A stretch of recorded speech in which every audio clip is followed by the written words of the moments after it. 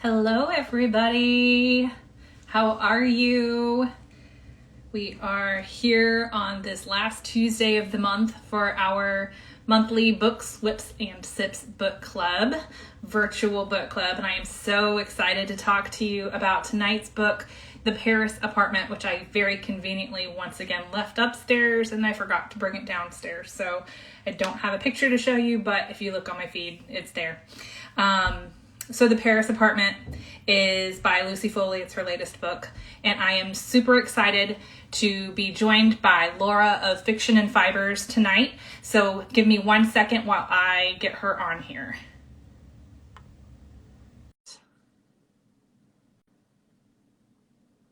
Hopefully she should pop up here in just a second. Yay. Hello. Hi, how are you? I am great. How are you? Good. That might be like the smoothest onboarding that I've ever had with a guest coming live. Like, okay, wow, that worked exactly how it was supposed to. It's a nice change of pace. How are you tonight? Good. I'm excited to talk about this book. I heard you saying you don't have it, but I do have a picture of it here just for everyone to see. Oh, awesome. Great. Thanks. Yeah, I think about half the time that I do these, I almost always forget something. And I forgot the books tonight. Like, I was all excited because I thought I had all my stuff together. And I'm like, yeah, I'm on this tonight. I got it. And then I come down here and I start the live. I'm like, where's my book? Where's next month's book? I don't have any of the books. Oh, that's just how it So goes they're sometimes. upstairs, like 2 floors up, just chilling. But yeah. I'm glad you brought the book. Figured we can give people a minute or two to hop on here. Did you bring anything to work on tonight? I did. I mean, it's hard to see, and there isn't a lot going on with it right now. This is my Was that the moss stitch? Oh, the moss stitch? No, this is the woven stitch that I'm doing. It's going to turn into a wall hanging of some sort because that's just what I've been obsessed with making lately. I don't know exactly what I'm going to do yet, whether I'm going to embroider on it or if I'm going to add just cool fringe. Maybe both? Or could both. Go both ways. I mean, you never know. All kinds of options. That's awesome. Yeah. Bringing anything to sip on? You got anything to drink? So yes, and this was like a whole process for me. I was downstairs and I was trying to figure out what I wanted to drink, and it's 30 degrees right now in Plymouth, and I was like, maybe I'll do a coffee. But I'm like, it's 8 o'clock. That's kind of late, and I get wired on coffee. So instead, I have a Down East cider, blueberry flavor, so I can pretend it's springtime. It's supposed to be springtime, but it's so cold out. Yeah, it was pretty nice here today, but it's been really cold and it's super chilly in my basement, which is where I do this. So I've definitely got some decaf chai going on. Hey, Layla. Yeah, I've been on such a kick. I think I've started, I don't know, I think it started back in July with reading The Henna Artist. And she was talking about chai in that book. And I'm like, that sounds good. Let's do that. And it's been nonstop since then. I really need to find a new drink as we get into the warmer months. But yeah, anyway. That's when you just go iced chai. Ooh. Boom. I mean, seriously. You just blew my mind with that. I'm going to try that next. I'll let you know how it goes. So Laura. It'll be delicious, I promise. Have you had them before? Do you do them? Have I done what before? Have you had an iced chai or any kind of iced thick drink like that? I feel like that's a thing. Yeah. So I used to work at a Barnes & Noble that had the Starbucks inside of it, or the cafe. And so that was one of my favorite drinks to make was the iced chai. That's hilarious. So I used to work at Borders back in the day, which also had the cafe in it. So I know a little something about that. Classic. Awesome. Okay, well, I think we've given people some time to hop on, and I noticed that we've got a few people on. So why don't you go ahead and take this opportunity to kind of tell us a little bit about yourself and what you do and where you're from and what you like and all the things that are Laura. That's so overwhelming. Sorry. Well, I am Laura. I already blanked on what I'm going to say about myself. Where are you from? I'm from Massachusetts. So I've lived in Massachusetts all my life. I live in Plymouth, Massachusetts right now. So right on the ocean, which I love. I just started, I learned how to knit, to how to crochet, how to weave, all of that kind of stuff in like the last couple of years. When the pandemic hit. Yeah. So the pandemic was this hit, a I was COVID still crap? working at Barnes. Was this a COVID thing that like you picked it up because of COVID, or? It was.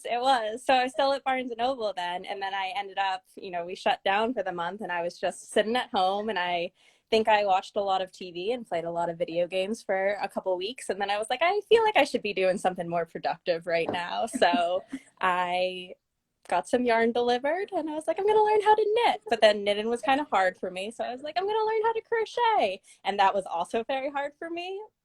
But I kind of like doing that one more.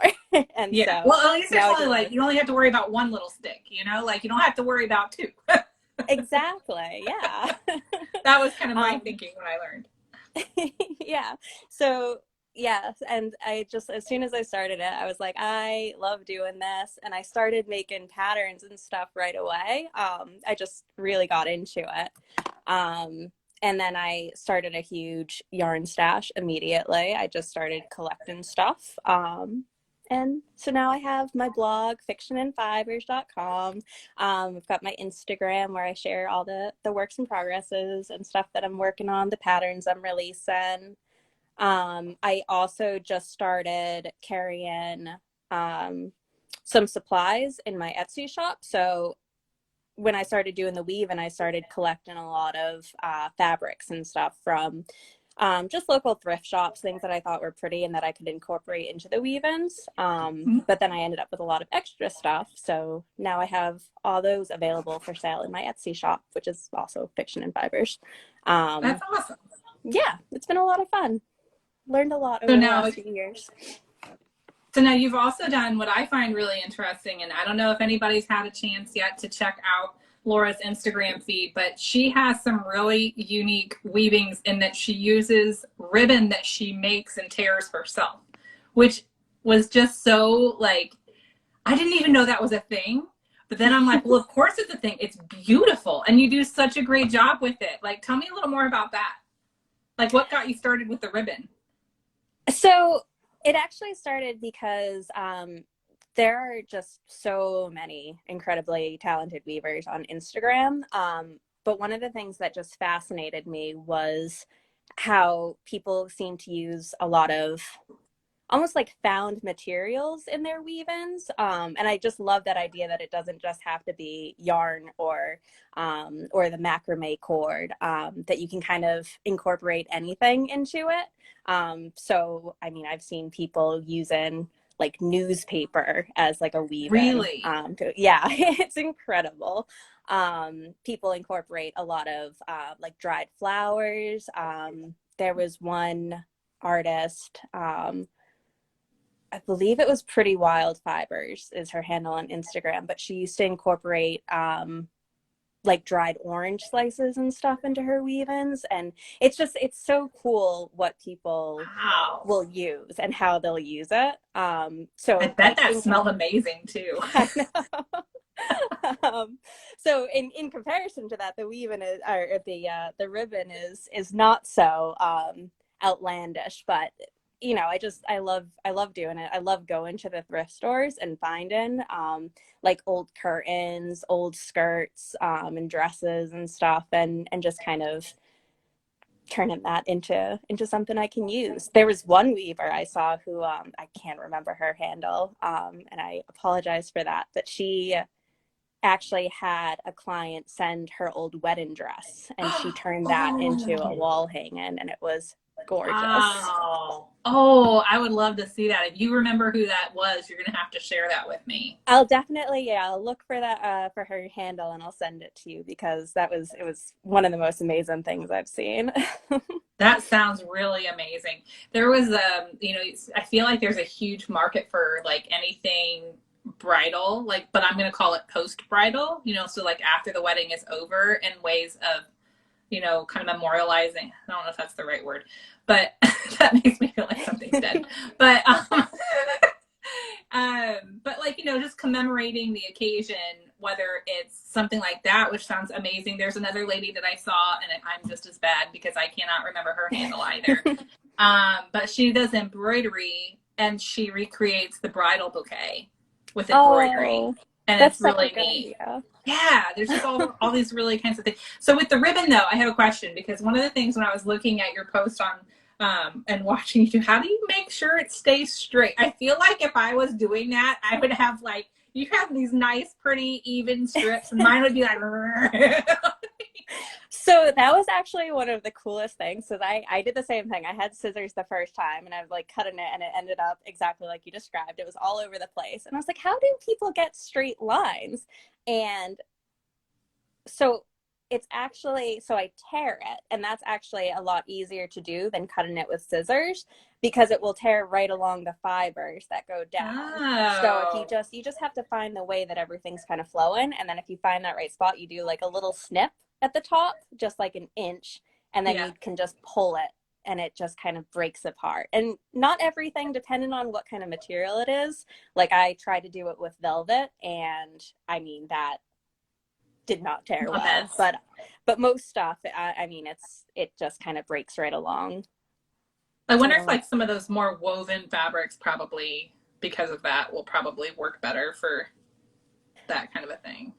Yeah. I think I actually had like a burlap.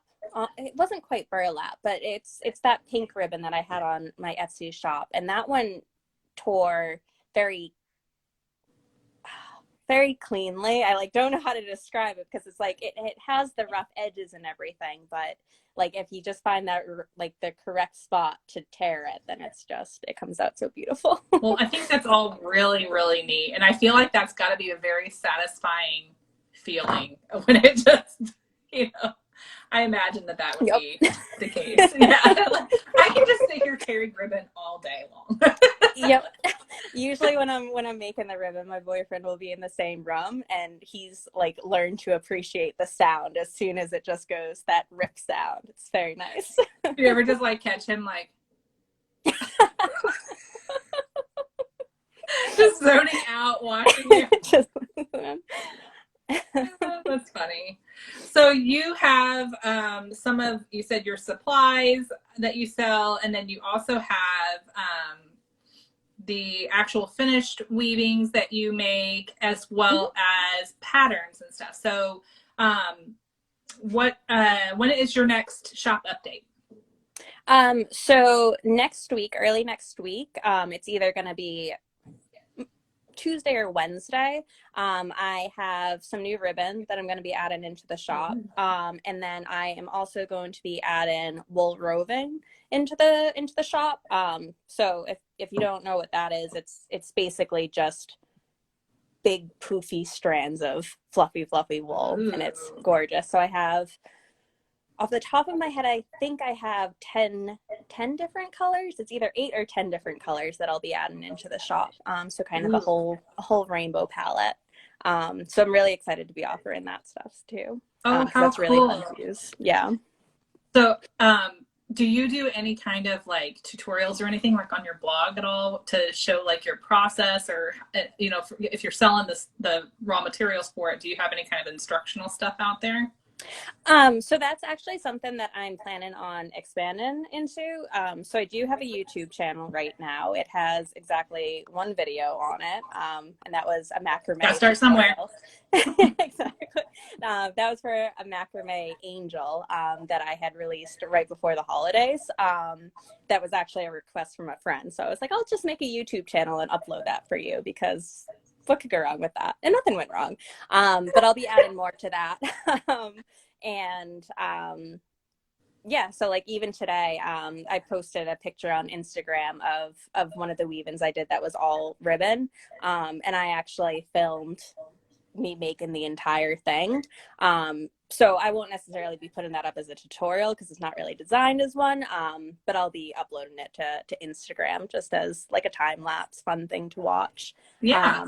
Yeah, but I'm planning to expand that YouTube channel. I'll probably do some more macrame tutorials. I'm gonna try with the weaving. It's kind of tricky because a lot of the weaving that I like to do is it's a little more like organic, where it's kind of just putting things on the loom, not really in any particular order. But it would be fun to kind of film how to do the different knots and everything as well. Or maybe like tips or something like on doing different materials or thicknesses or something like that. Yeah, I've never done any of it, so it just all boggles my mind. So I've really enjoyed watching the videos that you've posted and seeing everything that you do. It's all really neat. Thank you. And then you have a crochet wall hanging pattern coming out soon, right? I do. So that was one that I previewed on Instagram yesterday. So it is, it's actually 2 separate wall hangings. They're fairly similar. They're both made with the same velvet yarn, but some cute mountainscapes. So those will be on my Etsy shop, or the patterns will be available on my Etsy shop on Friday. And then I'm going to try to get them up on my blog as well, probably next week. Awesome. Well, I will, for those that are watching and that want all of Laura's links, you can find those links in my blog post that has the review for this book, which is linked in my bio. So I've got all that information there. And if you're catching the replay, I'm going to be putting all of that information in the description box on YouTube. And then I'll remind you again in the what is this? Instagram caption. I can't even think anymore. That should have been caffeinated. But I'll put all of those links and references so you can know exactly where to go to find everything that Laura has going on. So I'm super excited to see about the shop update. Thank you. I'm very excited. I've got some really, really pretty ribbon that I'm excited to show off. So I'll be posting about that. I feel like I don't know what I would do with it, but I would need to have it. I get that. I'm also hoping, I'm going to try it as well to start kind of incorporating the ribbon into some of my crochet patterns, even if it's just as fringe or something, but trying to use it in a few different of the crafts I do. I think that would be cool. That'd be so cool. Ooh, I can't wait to see. Yay. Well, do you have anything against playing a couple of little games? No, I'm here for that. You like games? I'm nervous, Do you like but games? I'm here. I like games. Okay. Well, nothing scary. Just a little this or that, you know. So I'll ask you a few things. You have to pick one, kind of a thing. I'm sure you've seen the this or that game, right? Oh yeah. Okay. So let's see. This or that. Would you prefer world building or character development in your books? Ooh, character development for sure. Same. I think that's where, I mean, they're both great, but I think the scale gets tipped on character development for me. Yeah. Let's see. Fiction or nonfiction? I'm guessing. Yeah. I think your handle might have given that away. That was probably a dumb one to ask. Sorry. Let's see. Coffee or tea? Coffee. Absolutely. I love tea, don't get me wrong. Would you rather meet your favorite author or your favorite character? Ooh. That's tough. I think author. I think so. But then I'm like, but then which author would it be? And then I'm like, what character would it be? That's a really tough question. I'm gonna go. It is hard. I think I'm gonna go with author though, because I tend to like the morally gray, if not outright morally questionable characters, and I don't think I'd want to meet them in real life. They'd probably say hi, shake your hand, and steal your wallet, right? Exactly. Let's see. Would you rather work in rows or work in the round? Crochet. Rows. Yeah. Rows. Yeah, I lose count. I lose track on rounds. I like doing it, but definitely more challenging. I know. I always have to I get when I get working rounds, and if I do continuous rounds, I have to remember to place the stitch marker at least one time so I know where it starts. And I'm not always good about moving it up, but I figure at least then I can kind of go back and kind of like, okay, here's it, and follow it. And like, okay, I should end here. Yep. And the stitch marker, yeah. I always forget to move it after usually about like the third or the fourth round. So I get that. So bad. Do you ever use like any kind of interesting non-stitch marker stitch markers? Oh. Ooh, I some people like probably that have question. it somewhere.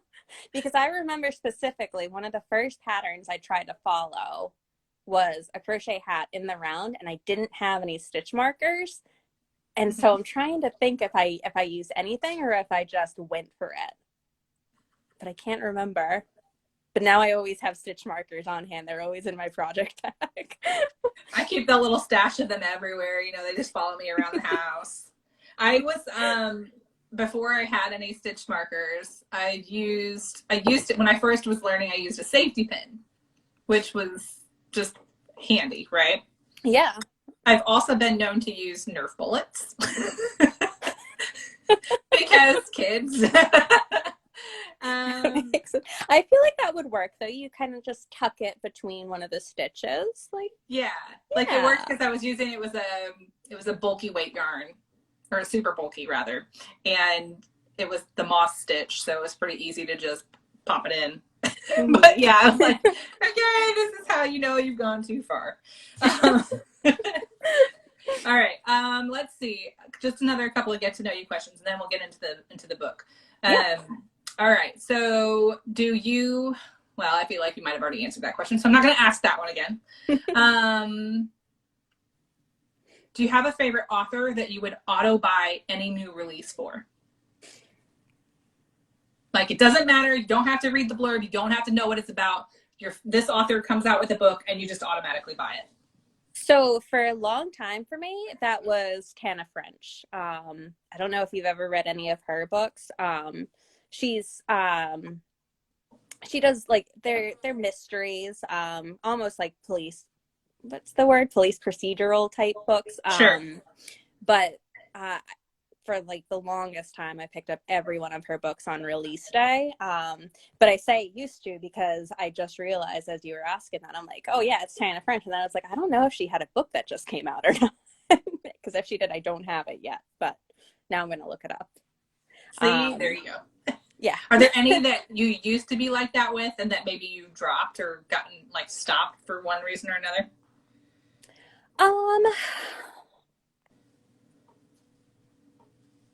Not that I can think of. I'm sure there are some, but I just can't think off the top of my head of anyone. Barbara Kingsolver was one I used to pick up all of her books as well. Poisonwood Bible is my absolute favorite book of all time. But I haven't, you never read it? Oh, you should read it.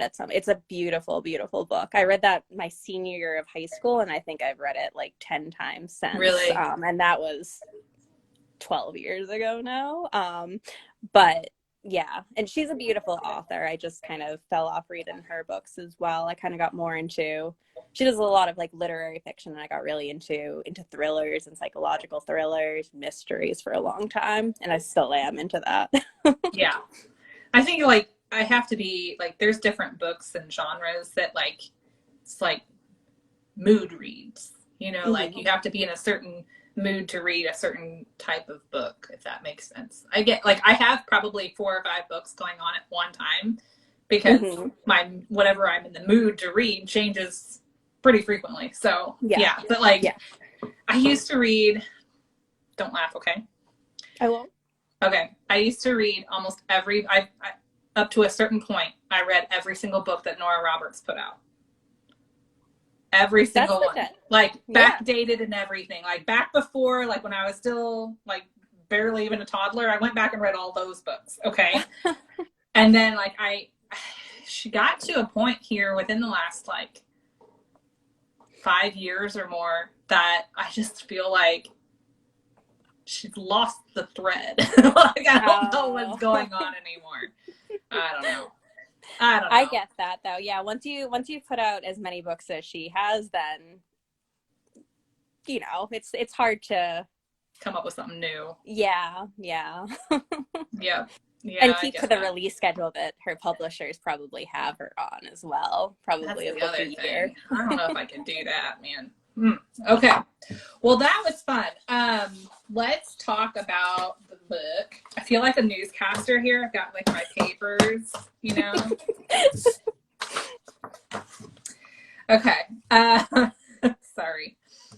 All right. So why don't you hold up the book since I conveniently forgot it again? So we are here to talk about The Paris Apartment by Lucy Foley. And this is a mystery, suspense, thriller, I feel like is stretching it. Yeah. So have you read anything by Lucy Foley before? So I have. So I read The Huntin' Party when that one came out. And I honestly don't remember a lot about it because that came out at a point where I was like really going through a lot of these types of books. And I don't feel comfortable enough to describe it because I think I have it mixed up with a bunch of different books right now, but I know that I liked it enough that when I saw her name on here for The Paris Apartment, I was like, oh, I want to read that. Weirdly, though, her biggest one is The Guest List, which I somehow missed. I have not read that one. Same. I haven't read, this was my first one by her, and I have heard that The Guest List was very good. And that was a Reese's Book Club pick, which I would say I'm probably 3 out of 5 on those. Like for every 5 books I agree with her opinion on them for 3 of them. So I don't know. I do know that it was on her list with that. And I thought, oh, well, if that's the case, then, okay, let's give this a shot. We'll see how it goes.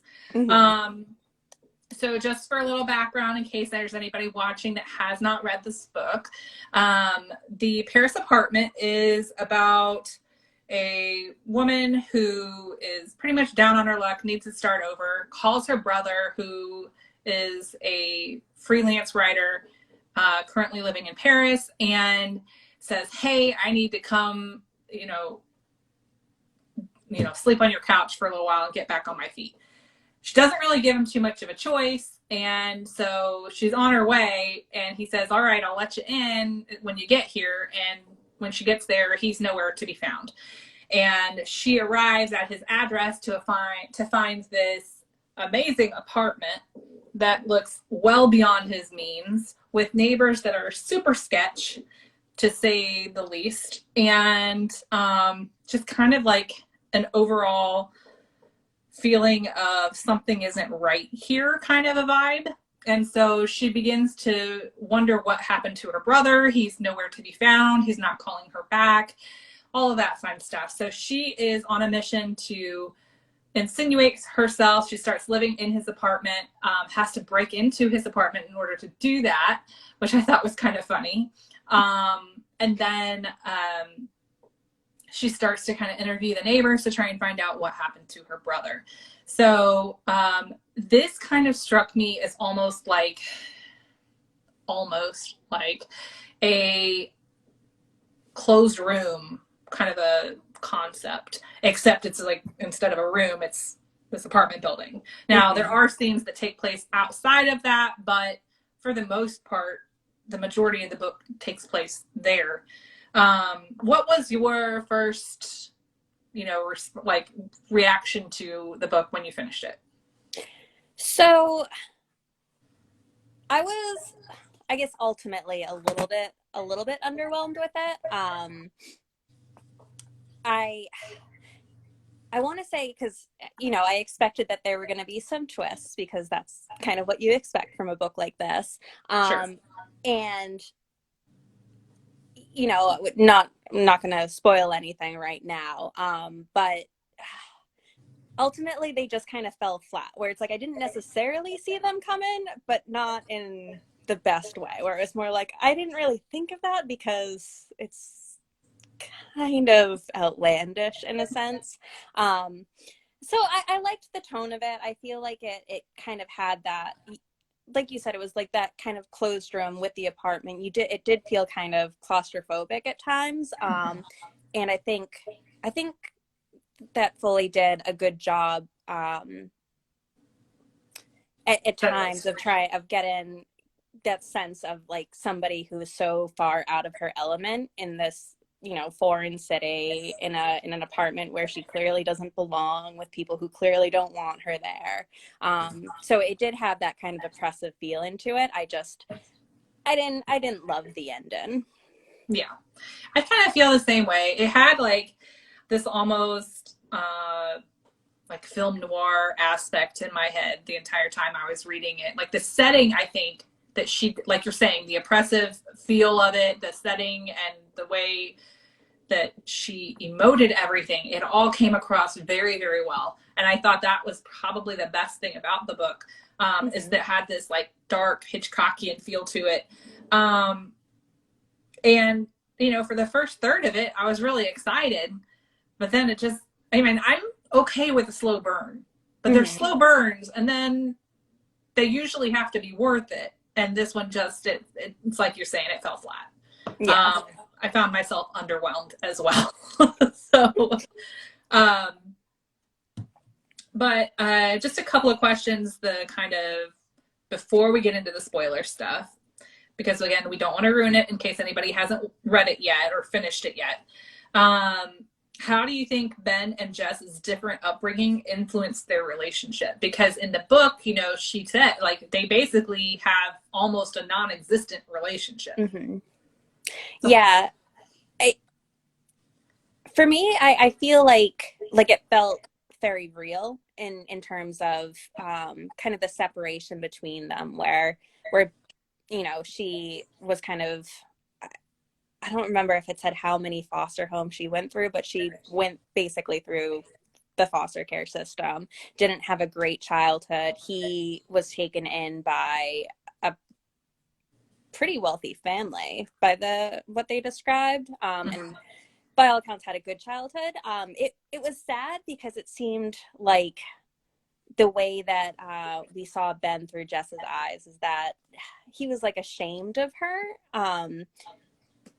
was sometimes how it felt, when in reality it's like they had a shared trauma, and you know, people respond differently to that kind of thing, and in his case it seemed like he was just trying to distance himself from that, which meant distancing himself from his sister, which like I said, it felt really real.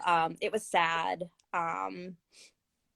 but you know, the fact that she fought so hard for him throughout the book I liked that part. Agreed. I liked that too. I think that I think what kind of struck me as strange with it was I wanted to know kind of more of the motivations. And I don't know if, I don't want to be generalizing or anything, but I feel like a younger child would have a better chance of being adopted than an older child. So I found it curious that he, being the older sibling, was the one that was adopted. And I also find it curious that they didn't adopt both of them together, considering that they're siblings. And so I would have been curious to know like what the backstory was with that, I guess. But you know, I think also, and this is something that kind of we get some insight into throughout the book when we see these kind of flashbacks of memories from the other carriers that involve Ben, is that yes, like there were times where he was maybe embarrassed of her or trying to distance himself from Jess, like you were saying. Or I also think, you know, like he was feeling guilty. And I think sometimes people deal with guilt in different ways too. And some people simply just can't face it. And so they just deny it. That's a really good point. Yeah. So I wonder if that might be part of it too. But either way, it kind of ended up with them being very distant from one another. But I don't think that was on her part. Like, I feel like she's continually, you know, continues to try and reach out, and he's kind of rebuffing her. So the fact that she went into all this trouble to come to his aid is kind of really cool. I think says a lot about her character. Yeah. Yeah. And I think even just hearing you describe it there, I'm like, I don't think I really liked Ben as a character. Now that I'm thinking about it, and it's like Let's the hope. book, you know. Yeah, yeah, I know, I get you. I almost just about gave something away there for a second too, so I caught myself just in time. What did you think about the Paris setting? So I felt like it was very underutilized, where and but it's the concept of the book is, like you said, it's the closed room. You're in an apartment building, so you're not. She wasn't really going out into the city a lot, and then when she was, it was like that wasn't the focus, you know. I think right. at one point she was in front of the I'm going to pronounce it wrong, I'm sorry, the Louvre, but it was just kind of like oh yeah, that's that over there, and then that was kind of it, and everything else was just like, here's a street that could be anywhere, but it's in Paris, trust us. Right. Exactly, it literally could have been anywhere, and I would have thought that with the city being in the title that there would be just a little bit more, I don't know. Yeah. Or even if the sense was to add to the claustrophobia if she's in a place where she doesn't speak the language. That's a good point. Then in Paris, you know, I think a lot of residents in Paris speak English as well. I don't know that for sure. Ooh. It depends on where you go. If you're in like the touristy spots, you're generally pretty safe. But we got lost one time on one of our trips, and I knew just enough French to try and get directions, and it wasn't pretty. But yeah, like we ran into some people like when we get off like these back roads, even like in the city, but just like not in the main tourist areas. So yeah, I can see your point there. Like not knowing the language definitely would be, you know, kind of isolating and adding to the oppressiveness of the overall novel. So I get that. That's a good point. Right. Yeah. But she kept meeting like British expats while she was there. Like that's who a lot of the other characters were. So it was kind of like okay. Like, so that didn't come across the way I kind of hoped it would, because I do feel like that would have added to the tone of the book a lot. But yeah. I agree. I think that for all that I just wish there would have been a little bit more to it. It's like you said, it literally could have been anywhere for the amount that Paris had anything to do with the actual book. So if that's why you read this, don't read it. If you're looking for great descriptions of Paris, and yeah, this isn't the book. All right, so I think we're good to start getting into the spoiler area. So if there is anybody on right now that has not finished or read this book, The Paris Apartment, then you might want to hop off because we're probably going to spoil it for you. And by probably, I mean we are totally going to spoil it. So just before anybody has to go, the next book is called I See You by Clare Mackinaosh. I'll be putting that information in the caption on the replay so you can check that out later when you come back to it. So, all right. Should we give them like a minute here? Have you made any progress on your... I have a hard time like talking and crocheting at the same time. So it's very tricky. And then I don't want to look like I'm looking down the entire time that we're talking, because then it looks like I'm not paying attention. But like, so I keep trying to be cool and like be like, I can crochet without looking, but it's not working out. I find myself having to often like recount things. Like when I have like a sip and stitch group, I have this sip and stitch group here locally. And there have been times where like we get talking, and if I'm just starting a project and I have like a million chains I'm trying to make and I lose count, I'm like, I've counted them like 6 times and gotten 6 different numbers, and I finally get angry and I hand it to someone and say, here, you do it. I can't figure it out. Oh. Yep, that's why I went with like the easiest thing in my work in progress pile right now. You know, just straight single crochets across pretty much. I love it. I can handle that. You said the woven stitch? I think that's the same thing as the moss stitch, right? It's just a chain and a single crochet alternating. That's exactly what it is. Yeah. That's Granite I didn't know stitch, that was moss what the stitch, moss stitch woven was. stitch, linen stitch. Why are there so many names for the exact same combination? You just blew my mind because I have my like crochet stitch book and it calls it the woven stitch, and I see people talking about the moss stitch all the time. I'm like, I'll have to check that out. That's really cool. My crochet stitch book doesn't have it, so I'm like, Yep. I don't know why it's like 4 different names for the same darn combination. I don't know why we do this. Why do we? Oh, hang on, children and dog. Hang on. Oh, hello, Charlie. Hi. Can I come up? No? Thinking about it? Okay. Well, come on. Come on. Want to take Charlie? Yes, please. Hi, Charlie. Hi. All right. I apologize for that. No worries. That was a cute Okay. puppy. Thanks. She's a handful. Usually, like when I'm trying to get anything done down here, she is literally in my lap. And like all day today, I'm like sitting here trying to type up emails and edits for things, and like my keyboard sits on top of my desk. I don't, so like my dog is in my lap, and then she's like, "Oh, I'm not very comfortable. Just let me lay my head on your desk a little bit." So like my keyboard keeps getting farther and farther away from me. I'm like finally trying to like type like this over the dog. Like, oh I thought that was a thing only cats did. I didn't know that was a pupper thing as well. well. I think it's a here, let me take advantage of all the space I can thing. All right, cool. Well, I think we've given people enough time to hop off if they have not read the book and don't want to get spoilers. So the biggest spoiler, I think, is the fact that Ben is still alive at the end of the book. Did you see that coming or not? I really did not see that coming. That was probably, I mean, and I guess that was like the big twist at the end.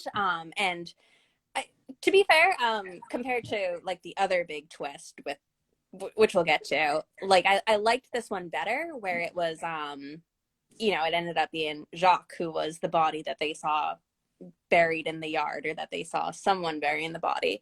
And I actually, see, I change my opinions as I talk about them out loud. I'm like, like I liked that, but at the same time, it's like, so they were just keeping Ben upstairs alive, and what was the plan here? So then I'm like, no, that wasn't actually great, but it was. To be fair, I don't think all of them knew he was up there. I think it was just Sophie and what was the girl's name? Oh, Mimi. Mimi, thank you. I was looking at my notes here. Yeah. But yeah, that's really weird. Like, what were you going to do with it? What was your end game? Like, what was the plan here? But I didn't think that he was alive. So that was interesting. That's funny. I don't even know what to do with. Yeah, that was weird. Like, I'm just gonna keep him in the attic. Let's do that. That's a great idea. Yeah, and then the fact that theoretically he should have been dead, right? Because they never. I mean, he got stabbed, right? He got stabbed. Jacques bayoneted him. Yeah, and then they didn't. Stabby. I don't think that they implied that Sophie or Mimi had any kind of medical expertise. So I'm not sure how they kept him. I mean, I guess the whole novel only takes place over a couple of days. 2 days, but still. I mean, you would think that Jacques has some aim, and I mean, he was by himself there with him before Mimi could get to him for a while. Yeah, and a stab through the torso. There's a lot of important things down in the torso area that you would think that shouldn't have a bayonet through them. But I'm also not a doctor. But sometimes part of the fun is just suspending disbelief so that you can have the happy ending, I guess. Yeah. Were you surprised that all of the neighbors turned out to be family? This is kind of what I was implying earlier about the twist that surprised me, but not necessarily in a good way, where what a weird setup for an apartment to have just different family all on different floors, and like to have that not be known, that it's like, because then at that point it's, you know, it's not an apartment, it's a house. But so yes, it surprised me, not in the best way. It kind of strained my I forget that the term, strained my disbelief, Believability of the story. but yeah, that what I was kind of hoping for, and this is like a little bit off topic, but this was another reason why I had picked this book, or had asked if we could do this one, is did you watch the show on Hulu, Only Murders in the Building? Is the one with Selena Gomez, but I want and Steve to. Martin. I've forgotten all about it. I should write that down while I'm thinking about it. I did remember seeing it advertised, but I never did watch it. Was it good? I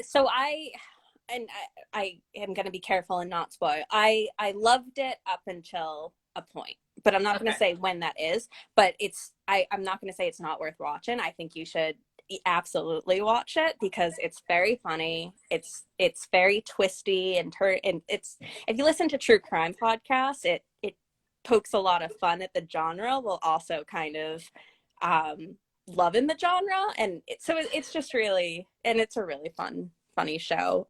Dark humor, but I loved it.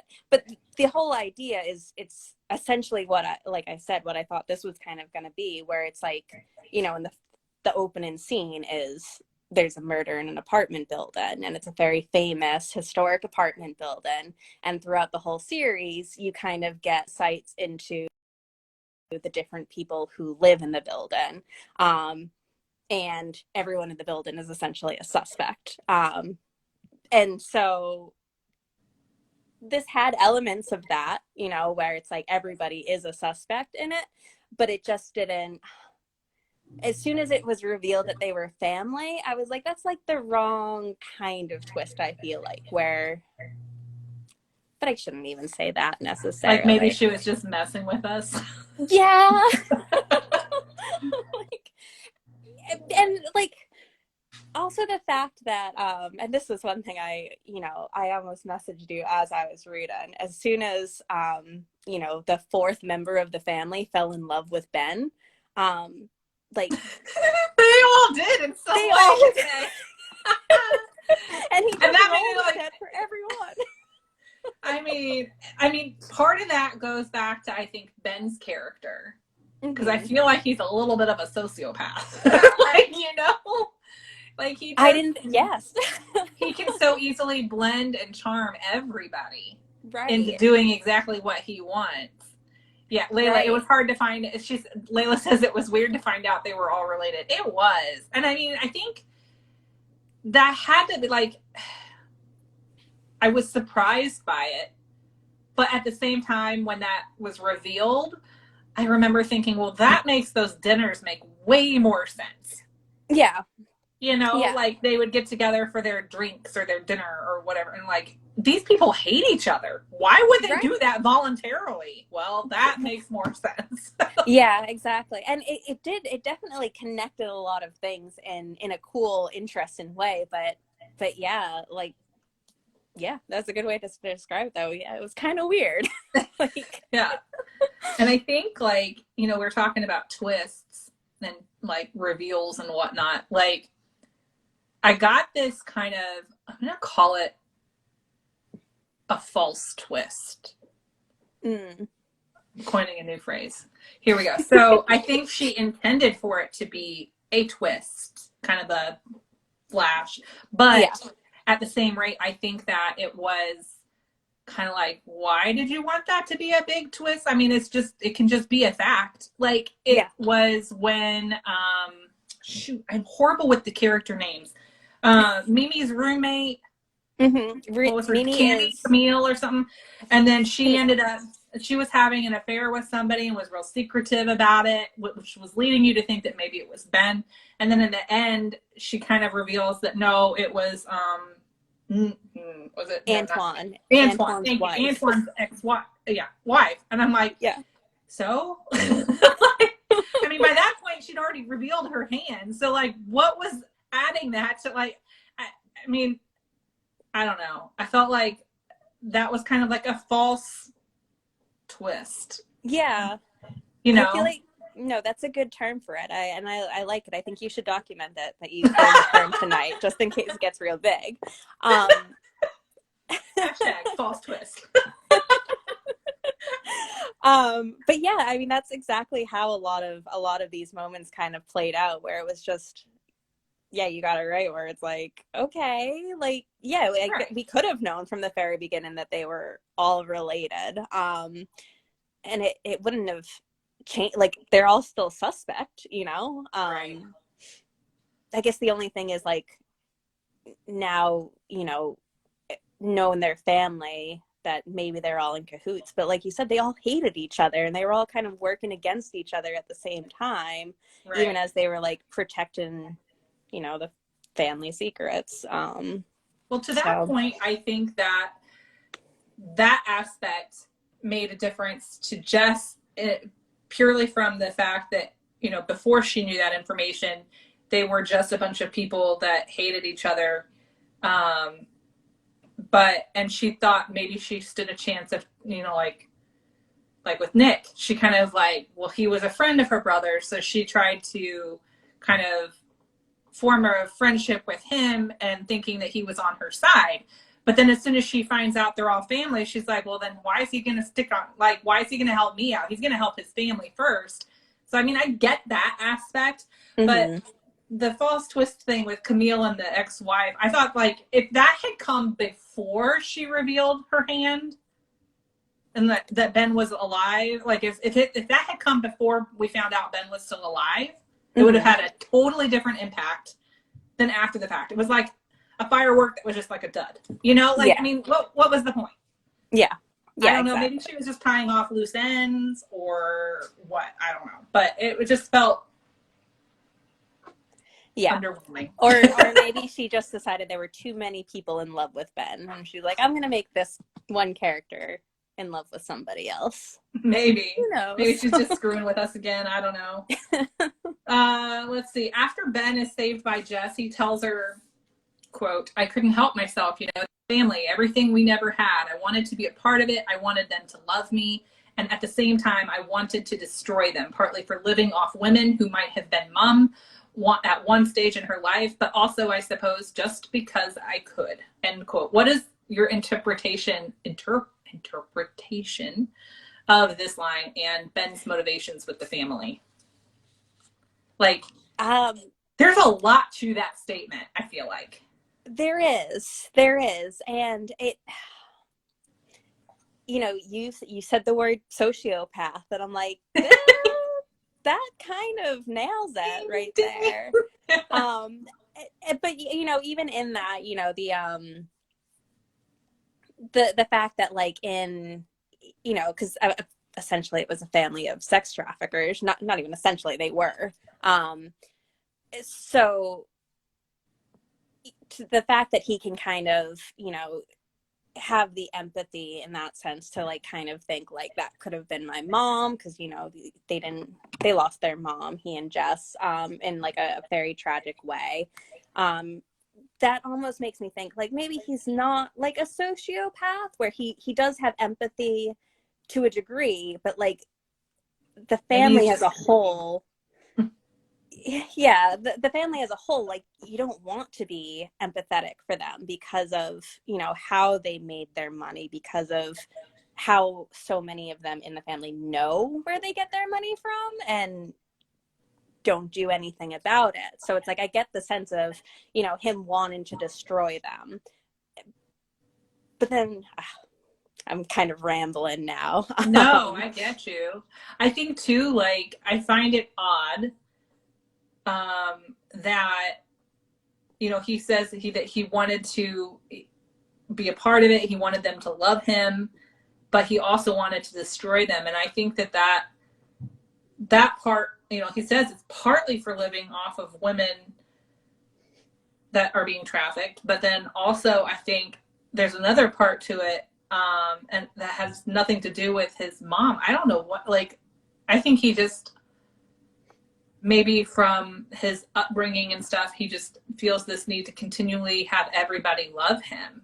Mm-hmm. And then he gets into it and he thinks that he's like, he needs to blow it up for some reason. Maybe again, coming back around to this guilt that maybe he doesn't feel like he deserves it. And then he realizes they don't really deserve his love. And so then he blows everything up. But what I find odd is that the family that adopted him, like you mentioned earlier, they had money. They were very wealthy. He went to fancy schools. He did not want for anything. So how does that, you know, I mean, like, it's not computing. Yeah. Like, well, yeah. I mean, the fact that he says everything we never had, it's like, but yeah, he had. But you did have it. Yeah. And it's not like they were, you know, it'd be one thing if, you know, he like went for a week or something and was like, this is what I want to be a part of this family. But like, these people were terrible. And like, they were awful to each other. They like were all kind of miserable. So it's like, what about that did he actually want? It's like, maybe he wanted individuals within the family, but yeah, he says that family, it was everything we never had. Like, that's probably for the best in the end. Yeah, but like at the same rate, like you think of like everything that he never had. Like, no, it's everything she never had. He had some of it though. Like he had some of the money. He had a family that loved him. It didn't add up for me. Like his reasoning in that state. It just adds to like more of the contradictoriness or contrariness of this entire book for me. Like I honestly don't know. I don't know if I would read any more of her books based on this one. And I hate to be like one and done. I usually like to give a book a second chance. And like if I have, or like an author, I mean, like the guest list, I'm perfectly open to reading it if enough people tell me that I should. Like I will try it. Layla's on here. Layla, did you, oh, hang on. She made a comment here earlier. I think it was a sense of belonging he was needed. Yeah, I get that. That's kind of like, you know, like he just never has enough. And I feel like that's definitely something that might be prevalent in his mind after going through what he did. Layla reads a lot too. And I know she likes a lot of thrillers. Layla, did you ever read the guest list? Let me know in the comments. And if I should read it or not. But like, I think another one that I have kind of a problem, like, and I'm totally gonna go off of the point here, but Frederick Bachmann. Have you read him? I have not, sadly. So one of the most recommended authors to me too. So I read Beartown. Yeah. That was my first book of his that I read, and I hated it. Really? Loathed it. But then after that, Layla said she hasn't read it yet, but it's on her to be read. Okay. All right. Well, you read it and you let me know how you like it before I'm going to read it. So Frederick Bachmann, you know, he's so often very recommended, and I will give him credit. He does his characters very, like, he draws them very well, but I just couldn't stand Beartown. But then I read A Man Called Ov, and I absolutely loved it. Like, crying while I'm reading it, went ahead and watched the subtitled movie. I mean, I loved it. So then I'm like, okay, well, that's, you know, like a one I hate, one I love. I've got to break the tie, right? So I read, what was it, Anxious People of his. And I flat out fell straight in the middle on that book. I'm like, I am no closer to figuring out whether I can read him or not. So I don't know.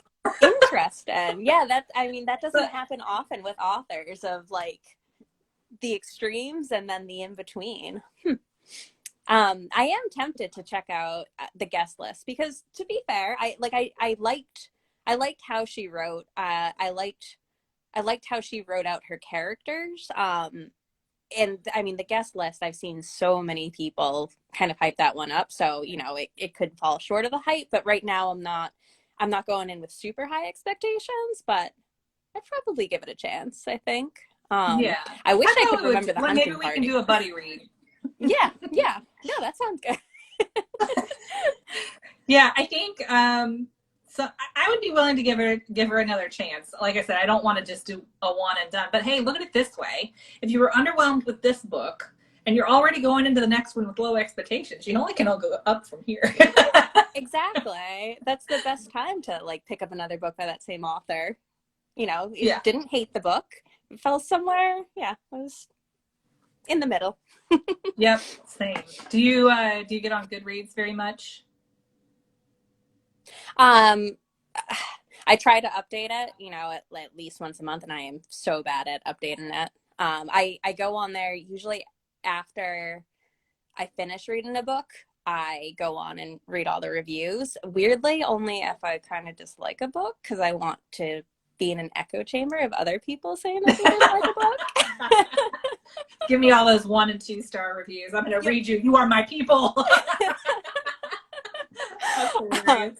I didn't check it out for this book though, because I kind of wanted to go into tonight without like, you know, other opinions kind of influencing me too much. Yeah. Did you check out the Goodreads? Say what? Did you check out the Goodreads for this one? I did. Only so far as to check out like specific people that I follow. And they're usually really good about not doing any spoilers, but like, you know, I'll see what they think, and if it's kind of like, I don't know, and even saying that, you know, a lot of times my tastes might align with theirs, but then sometimes they'll hate something and I'm like, I liked it.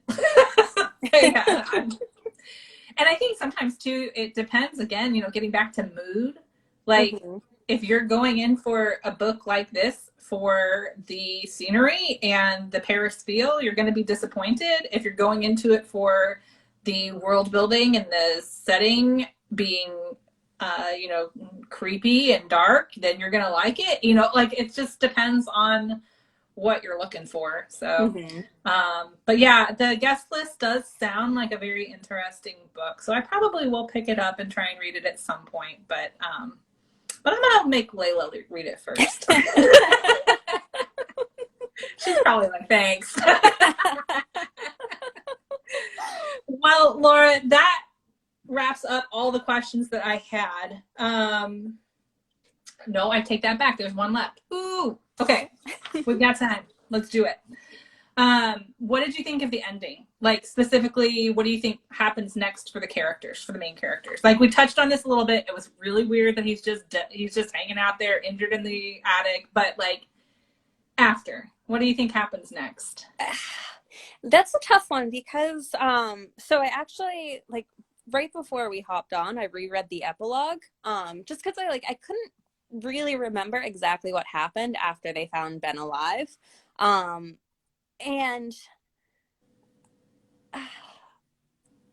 it kind of like feels like she was going for like too tidy of an ending in a sense. He was putting a bow on it. Where, you know, so it's like they have all these victims of this family, and so Jess writes the letter to Sophie, and it's just kind of like, oh, just give all these women your money, or not your money, but like, well, yeah, essentially like sell your stuff, pawn your stuff off, give them money, and then just like send them out.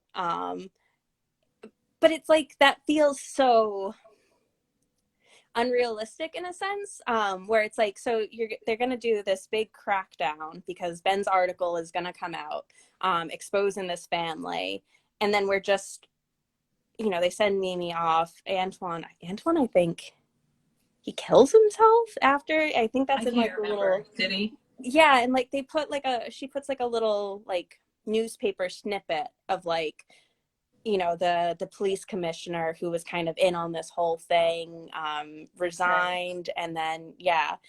And like Nick just disappears. He like goes off somewhere.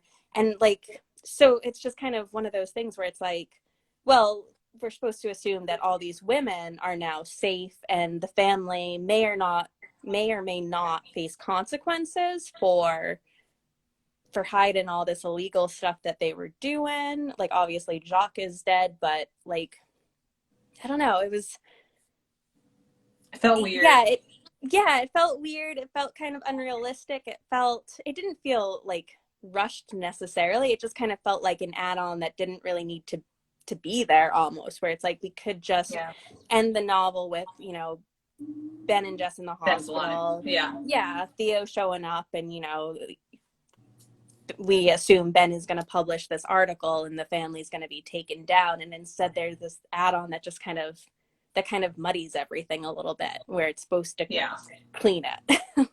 It felt like she just found a really neat and convenient way to tie off all the loose ends. Yeah. But I don't think I think I agree with you. I don't think that it was needed. I think she could have left it like hanging and then let people infer what they will. Right, where it's like, if there are characters that you like, then maybe assume that, like, yeah, Mimi is just in the south of France now, painting and sheltered from everything, and, you know, the characters you want to face consequences. Can we talk about Mimi for just a second? That girl's a straight up stalker. Like, she is terrifying. And like, oof, I'm glad you brought that up, because I mean, we're led to believe that she's the one who killed him, who killed Ben, as opposed to. But I could totally see her doing it. Yeah, 100%.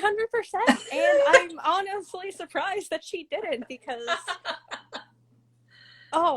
that, like, on one hand, that poor girl, but on the other hand, like, no, just don't, just step back. Yeah. Yeah, that was. And just the idea of her just, like, sitting at her window every night watching him in his apartment, like a freaking fishbowl. Yeah. And I think, but I mean, on the other side of that, he had to have known she was watching him. Yeah. I think that leaving his curtains open was deliberate. That's interesting. I could believe it. And I really can't get the sociopath out of my head now. He's just like, I know that, like, yes, definitely. Yeah, that was this is a really weird book. It was a weird book. And I'm not entirely sure I liked it, and I'm not really, I don't even remember what I ended up rating this on. I should start writing that on my outline. But it was strange. Yeah. I think if you like thrillers, skip this one. It was just weird. It was weird. Yeah. And just like, weird is the best word for it. I don't have anything else. It was strange. It was odd. It was a little uncomfortable. It was uncomfortable. Yeah. Like, I guess, like, it felt like, in parts, like, maybe methodical. Like, she had a check. I don't know. It just felt, I don't know. I felt like she was trying to, like, throw us off our game with all of her weird twists and turns. Yeah. I get what you're saying. Yeah. I don't know how to say what I'm trying to say. I'm no longer eloquent after a certain point. But